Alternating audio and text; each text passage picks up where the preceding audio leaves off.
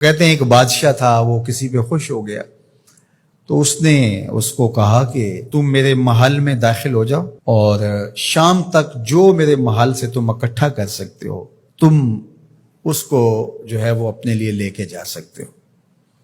تو وہ جب محل میں داخل ہوا اس نے دیکھا کہ انواع و اقسام کے کھانے ہیں، طرح طرح کی چیزیں ہیں اور عالی نصب بستر لگے ہوئے ہیں، گاؤ تکیے لگے ہوئے ہیں اور ہر طرح کی انسانی طبع کو لبھانے والی چیزیں موجود ہیں، نفس کے تلذذ کے لیے سارے سامان موجود ہیں۔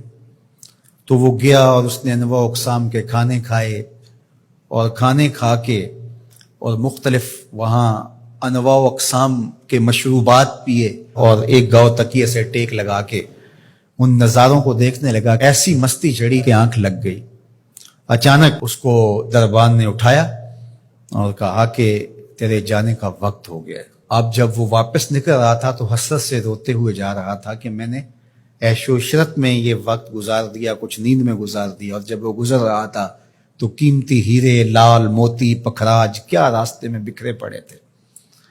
اور ایک دوسرے شخص کو داخل کیا تو اس نے ان لذت انگیز چیزوں کی طرف توجہ نہیں کیا، سب سے قیمتی چیزیں وہاں سے اٹھائیں اور جھولی بھری اور اپنے وقت مقررہ پر وہ واپس ہوا۔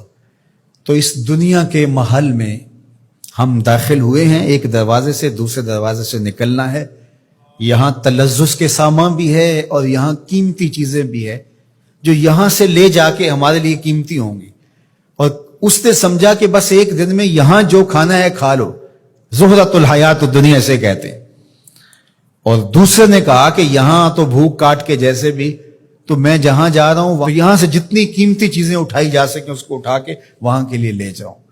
اب اس دنیا کے محلے میں اترے ہیں، یہاں سے عیش و عشرت کر کے جب اچانک موت کا فرشتہ کہے گا تیرا وقت ختم ہو گیا، آ جا، اور پھر خالی ہاتھ ہوگا، پاس کچھ بھی نہیں ہوگا، دامن بھی خالی ہوگا۔ اتنا کچھ تھا، ایک سبحان اللہ کا ہی اتنا وزن تھا کہ میزان بھر جاتا ہے۔ الحمدللہ کا ہی اتنا وزن ہے کہ زمین و آسمان کے درمیان جو جگہ ہیں اس کی جزا سے بھر جائیں۔ لیکن ہم دنیاوی تلذذ میں رہے اور تھوڑی سی زندگی تھی، جب فرشتے نے جھنجھوڑا تو آنکھ اس وقت کھلی اور یہ کیا کر دیا ہم نے۔ لیکن جو اللہ کے بندے ہیں وہ کہتے ہیں کہ یہ تو آخرت کو جمع کرنے کی کھیتی ہے، یہاں جتنا کچھ جمع کر لیں۔ اصل یہاں سے کیا اٹھا سکتے ہیں، ہر شخص کا اپنا انتخاب ہے کہ وہ کیا اٹھائے گا۔